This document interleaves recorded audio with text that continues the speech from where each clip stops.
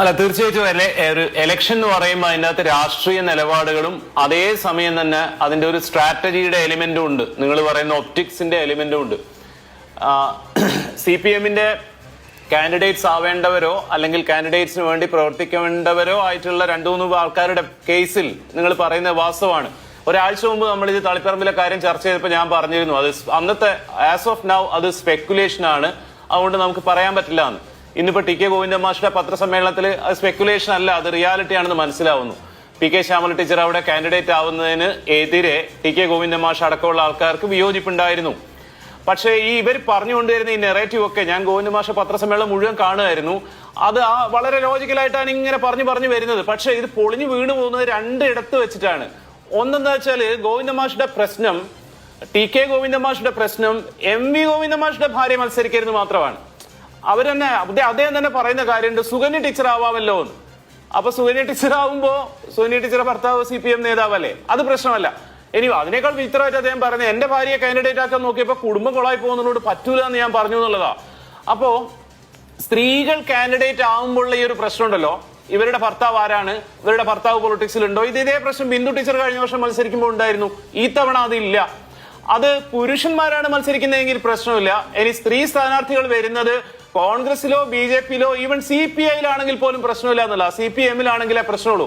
ഇനി T K Govindan മാഷ് പറയുന്ന സകല ഡയലോഗും ഇല്ലാതായി പോകുന്നത് G സുധാകരന്റെ കേസ് പോലെ തന്നെയാണ്. ഇതിനെല്ലാത്തിനും പ്രതിവിധി എന്താണ്? ഞാൻ മത്സരിക്കും. അപ്പൊ ഇവരുടെ പ്രശ്നം മത്സരിക്കണമെന്നാണ് എന്നുള്ളതിൽ നിന്ന് ഉണ്ടാവുന്ന വിയോജിപ്പുകളാണ് എന്ന് പറയുമ്പോ അവിടെയാണ് ഈ പറയുന്നതിന്റെ ലോജിക്ക് ഇല്ലാതായി പോകുന്നത്.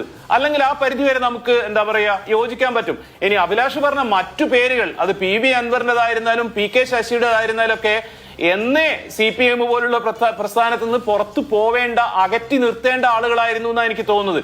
അപ്പം ശരിയായ ഒരു നിലപാടുമായിട്ട് ഒരു പാർട്ടി, ഒരു മുന്നണി മുന്നോട്ട് പോവുകയും അതിനിടയിൽ നിന്നുകൊണ്ട് വ്യക്തിപരമായ താല്പര്യങ്ങൾക്ക് വേണ്ടി വേറെ കുറച്ച് ആളുകൾ വില പേശുകയും ചെയ്യുമ്പോൾ അതിന് നിന്നു കൊടുക്കണോ വേണ്ടയോ എന്നുള്ളത് തീരുമാനമെടുക്കുന്ന ആ പാർട്ടിയുടെ ജനസ്വാധീനവും കോൺഫിഡൻസുമായിട്ട് ബന്ധപ്പെട്ടതാണ്.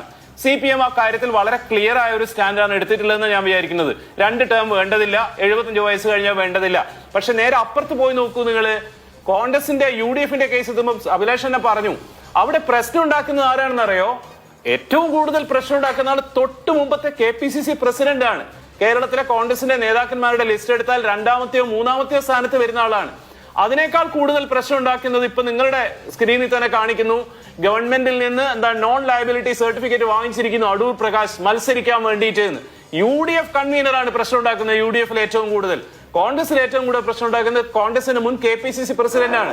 അതിനെ എല്ലാത്തിനെയും നമ്മൾ പറയുന്നതാണ് ജനാധിപത്യമാണ്, കോൺഗ്രസിന്റെ രീതി അങ്ങനെയാണ്, അങ്ങനെ തല്ലൊക്കെ ഉണ്ടാവും എന്നുള്ളതാണ്. ഒരുപക്ഷെ തളിപ്പറമ്പിൽ ചെറിയ പ്രശ്നങ്ങൾ ഉണ്ടായേക്കാം, വോട്ടിങ്ങിലൊക്കെ ചെറിയ ഇഷ്യൂസ് ഇതുകൊണ്ട് ഉണ്ടായേക്കാം, ഇല്ലെന്ന് ഞാൻ പറയുന്നില്ല.